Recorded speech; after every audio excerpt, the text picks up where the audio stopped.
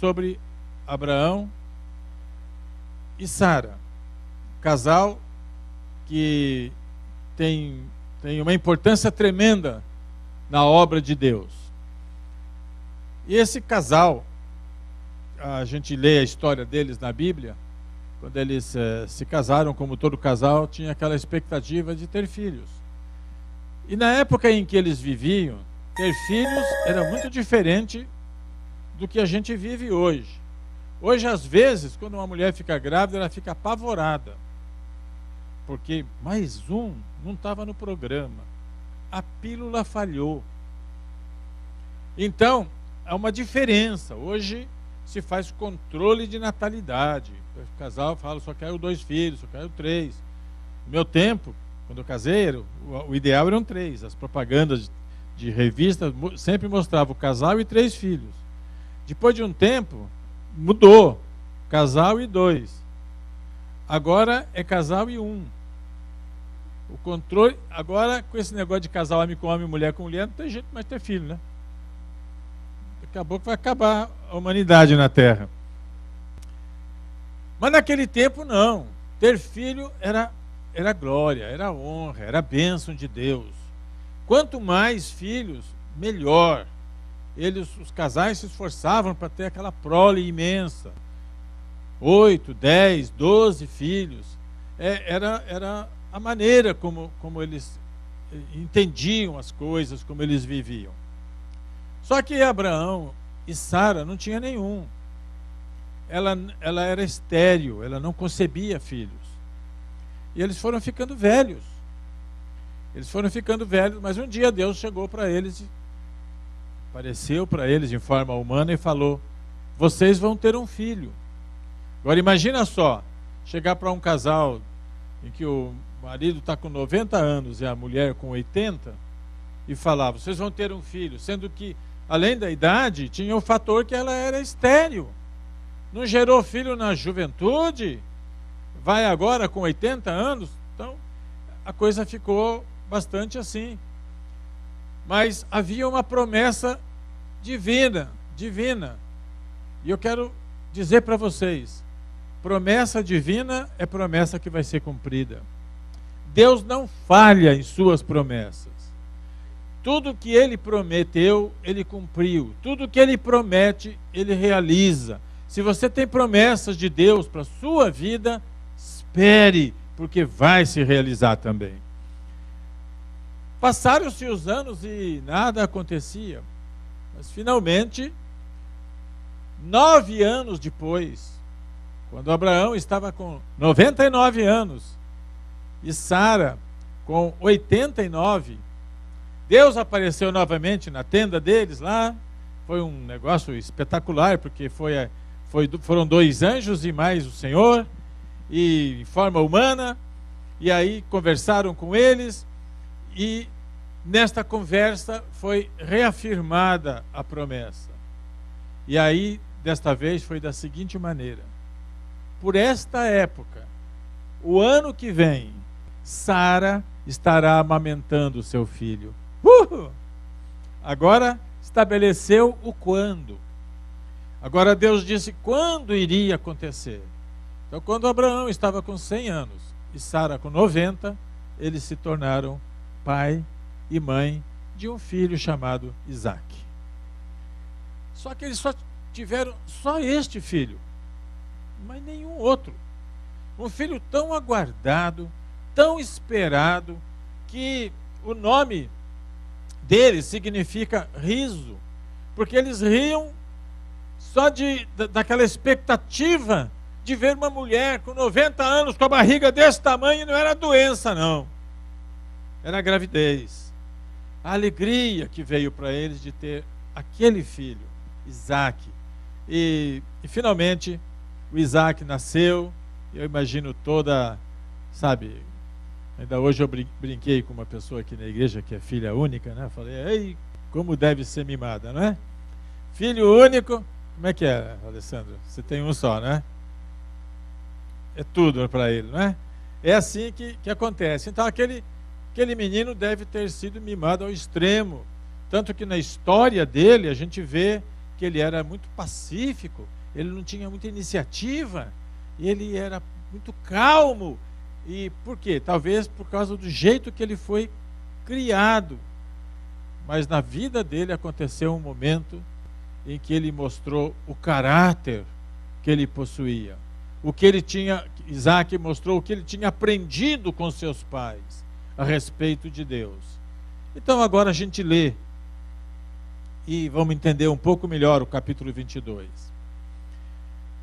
Diz assim que, passado algum tempo, Deus pôs Abraão à prova, dizendo-lhe: Abraão. E ele respondeu: eis-me aqui. Então disse Deus: tome seu filho, seu único filho, Isaque, a quem você ama, e vá para a região de Moriá. Sacrifique-o ali como holocausto num dos montes que eu vou lhe indicar. Na manhã seguinte, Abraão levantou-se e preparou o seu jumento. Levou consigo 2 de seus servos e Isaque, seu filho. Depois de cortar lenha para o holocausto, partiu em direção ao lugar que Deus lhe havia indicado. No terceiro dia de viagem, Abraão olhou e viu o lugar ao longe. Disse ele a seus servos: fiquem aqui com o jumento, enquanto eu e o rapaz vamos até lá. Depois de adorarmos, voltaremos. Abraão pegou a lenha para o holocausto e a colocou nos ombros de seu filho Isaque. E ele mesmo levou as brasas para o fogo e a faca. E caminhando os dois juntos, Isaque disse ao seu pai Abraão: meu pai. Sim, meu filho, respondeu Abraão. Isaque perguntou: as brasas e a lenha estão aqui, mas onde está o cordeiro para o holocausto? Respondeu Abraão: Deus mesmo há de prover o cordeiro para o holocausto, meu filho. E os dois continuaram a caminhar juntos. Então chegaram ao lugar que Deus lhe havia indicado. Abraão construiu um altar e sobre ele arrumou a lenha. Amarrou seu filho Isaque e o colocou sobre o altar em cima da lenha. Então estendeu a mão e pegou a faca para sacrificar seu filho. Mas o anjo do Senhor o chamou do céu: Abraão, Abraão. Eis-me aqui, respondeu ele. Não toque no rapaz, disse o anjo. Não lhe faça nada. Agora sei que você teme a Deus, porque não me negou o seu filho, o seu único filho. Amém? Que história, hein, gente? A gente lê essa história, a gente acha linda. Mas eu não queria ser Abraão nessa hora, não. E menos ainda Isaque. Não é brincadeira o que aconteceu aqui, igreja. Nós lendo, depois de tantos séculos, é apenas mais uma história. Mas imagina quem está vivendo esta história. Imagina Sara, que era toda paixão pelo seu filho, saber que o seu marido está indo para matar o filho. Imagina Abraão caminhando 3 dias, com aquela decisão que ele já havia tomado de cumprir o que Deus tinha pedido, de matar, sacrificar seu próprio filho. Imagina Isaque, quando ele percebeu que ele é que seria colocado na lenha ali, e que o fogo da lenha viria sobre ele, ele ia morrer queimado como sacrifício. Imagina quando ele estava sendo amarrado, ele, um moço de aproximadamente uns 16, 17 anos, e o pai dele já com 107 anos de idade. O Isaque podia falar: o que é isso, velho? Ele não está com nada, perdeu o juízo, vai querer me matar? Deixa para lá. Mas ele não disse uma palavra. Ele se submeteu, porque Isaque também conhecia o Deus de Abraão. Isaque também sabia as condições em que ele nasceu. Isaque sabia que ele era um milagre de Deus. Isaque sabia que no normal ele não estaria existindo. mas ele sabia que Deus havia feito um grande milagre para que ele viesse a ser alguém. Mas ali estava a cena, ali estava o momento. E é sobre isso que eu quero falar com vocês. Abraão foi testado, ele foi provado por Deus. Primeiro porque Deus nunca exigiu sacrifício humano. Isto contrariava a natureza de Deus. Quem sacrificava crianças eram os povos pagãos que viviam ali ao redor. Mas aqueles que estavam embaixo da direção de Deus nunca haviam experimentado isso, Deus pedir sacrifício humano. Não, o que Deus pedia era sacrifício de animais, para representar, para demonstrar, para estar apontando para o sacrifício que um dia Jesus Cristo ia fazer, morrendo por todos na cruz do Calvário. Aquilo foi estranho para Abraão, porque Deus pedir isto era estranho, pedir um sacrifício. Porém, Abraão não confundia a voz de Deus. Deus já havia falado com ele tantas vezes, que era só abrir a boca e Deus falar, ele já reconhecia que era o Senhor falando com ele. Como é bom, não, gente, se nós pudéssemos também todos ter essa capacidade de discernir, de distinguir quando Deus está falando conosco, ou quando é uma voz estranha, quando é a voz de Satanás, quando é a voz de homens, ou quando é a nossa própria voz. Muitas vezes a gente faz coisa que a gente quer dizendo que é Deus que falou. Quantas e quantas vezes pessoas já chegaram para mim, e deve ter chegado para vocês também, pessoas dizendo, Deus me falou. E a gente ouve, sabe que Deus não falou nada daquilo. Mas naquela pessoa está, Deus falou. E eu já vi tanta gente fazer tanta besteira na vida, embaixo deste Deus falou. Porque quando a pessoa chega para você e fala, Deus falou, não tem mais nada que você possa falar. Porque para ela Deus falou, o que você vai falar? Você é maior que Deus? Não tem nada que falar. A pessoa chega às vezes e fala, Deus mandou eu fazer isso. Não faz, ué.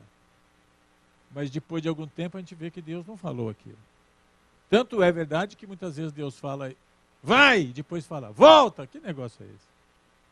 Então, gente, Abraão distinguia a voz de Deus. E porque ele reconheceu que era mesmo Deus que estava pedindo isso, ele se decidiu a fazer o que Deus falou. O que é que Deus falou para ele? Tome seu filho, seu único filho, Isaque, a quem você ama. Olha só, você ama. E vá para a região de Moriá. Esta região de Moriá é a região onde hoje está a cidade de Jerusalém. Ali em Jerusalém, em volta, tem muitos morros. E bem lá no alto, onde está hoje aquela mesquita, ali é o lugar considerado o mais sagrado do mundo. Porque ali as religiões entendem que foi do pó que estava ali que Deus criou Adão. Olha só, a crença deles é que naquele local super sagrado, para muçulmano, católico e cristãos evangélicos, ali foi o lugarzinho. E naquele lugar foi onde Abraão levou Isaque, foi onde Deus dirigiu, falou, é aqui. Então, para eles, ali é um lugar tremendo. E a gente que vai para Israel acaba indo e vendo este local, esta região chamada região de Moriá. O que Deus estava pedindo para Abraão é o seguinte, sacrifique, entregue para mim o que você tem de melhor, de mais importante. Para Abraão, o mais importante não era a Sara. Sara já estava velha. Está chegando nos 100 anos. Já. E ela era ranzinza. A Sara era um tipo de pessoa difícil de viver com ela, gente. Mas Isaque era um moção. Era o filho da promessa. Através dele, Deus ia povoar a terra, como falou, como as estrelas do céu, como as areias do mar será a tua descendência. Então Abraão olhava para Isaac, era o máximo que ele possuía. Também era para Sara. Sara falava, isso é Abraão, já deu o que tinha que dar. Agora não, agora é o Isaac. Então os dois se voltaram para o filho. A Bíblia fala, pega o teu filho, Isaac, a quem você ama, e leve-o para a região de Moriá, e lá você o ofereça em sacrifício. Então o que Deus estava pedindo para Abraão, era o que Abraão possuía de melhor, de mais importante, algo que ele procurava a todo custo proteger, preservar, manter, fazer alegre, feliz, crescer, se tornar um homem tremendo. Isso era tudo para Abraão. E foi exatamente isso que Deus pediu. E aqui está a chave da mensagem de hoje. Deus está a pedir para nós também, para a gente sacrificar o nosso Isaac. E aí é que chega o ponto, o que é o Isaac da tua vida? O que é o Isaac da minha vida? O que é que está realmente, que a gente dá valor, que a gente ama, que a gente gosta, a tal ponto que a gente esquece certas coisas, até mesmo as coisas de Deus, por causa daquilo que é o nosso Isaac. E às vezes nós não vamos para frente, não damos a demonstração exata de que amamos a Deus sobre todas as coisas, porque nós não sacrificamos o nosso Isaac. Agora, cada um tem que analisar e pensar o que é na sua vida que realmente é o que toma a maior parte do seu pensamento, o que toma a maior parte do seu dinheiro, o que toma a maior parte dos seus projetos, e que você não abre mão por nada. Agora, eu sou um pouco filósofo, né? Aliás, eu sou formado em filosofia também. Agora, e filosofando eu fico pensando, nós seres humanos temos uma certa tendência a ficar trocando de coisas. O ser humano troca de casa, troca de escola, às vezes troca de mulher, troca de marido, troca o bairro onde mora, troca a igreja onde frequenta. A coisa mais difícil que eu já vi para alguém trocar, realmente, mais difícil que eu já vi da minha experiência, é trocar de time de futebol. Veja se tem algum corintiano que se tornou palmeirense. Pode ter, é raro. Mas normalmente não tem. O sujeito é atleticano, o time pode estar caindo aos pedaços, ele não se torna cruzeirense. Estou errado aí, gente? É a coisa que menos se troca de time de futebol. Pelo time de futebol os caras se matam. Virou uma loucura futebol no mundo hoje. O povo trocava Deus por Baal. Veja só, o Deus que criou os céus e terra, todo esse universo, não só isso, mas o Deus que nos criou, muitos deixavam dele, não queria saber dele não, queria saber do outro, de barro, de pedra. E por causa disso, Deus estava fazendo um teste forte com Abraão. Mas Deus também faz teste conosco. O que é o seu Isaac? O que é que está difícil para você deixar e voltar seu coração só para Deus? Só para aquilo que é dele? Gente, vamos encarar a realidade. Quantas pessoas deixam Deus de lado por causa de novela? Você faz um culto de quarta-feira, na quarta-feira é o último capítulo da novela, nem sonha com igreja. Então, novela é o Isaac.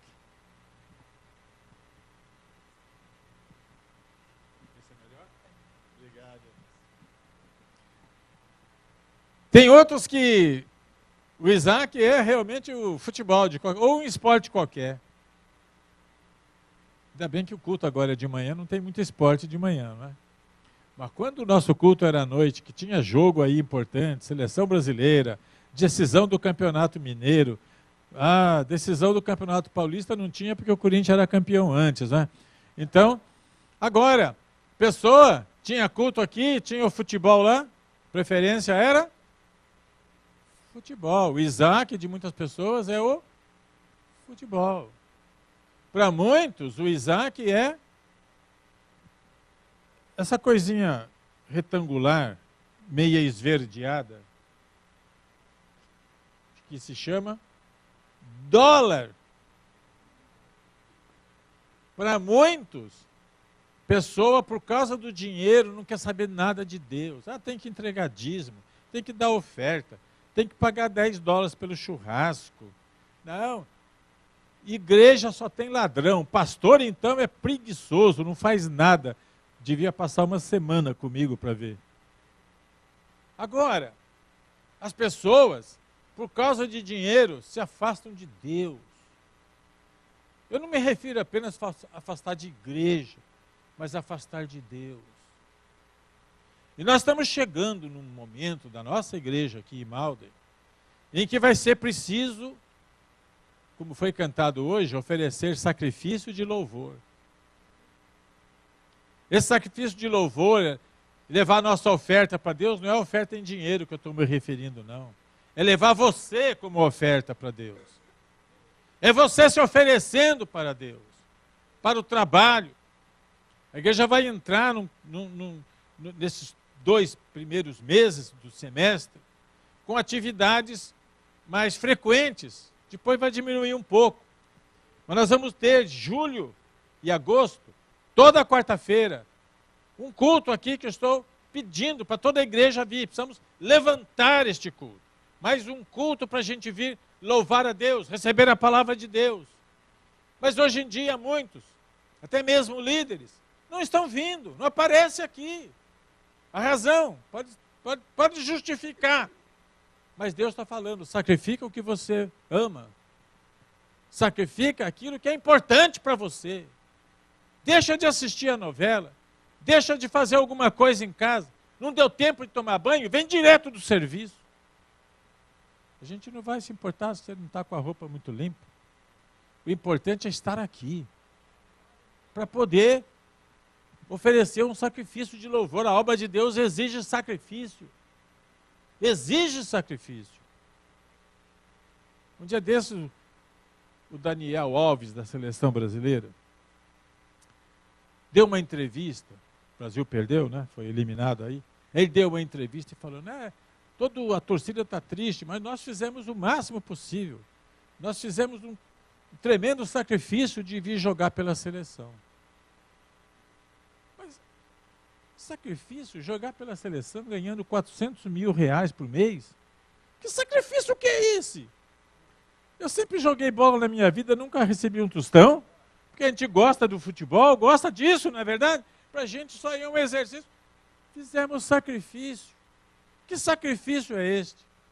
Agora, sacrifício realmente é, por exemplo, quando a gente está num lugar e tem que viajar horas para ir num lugar servir a Deus. Quando você tem, às vezes, que passar dificuldades, mas você vai e serve a Deus.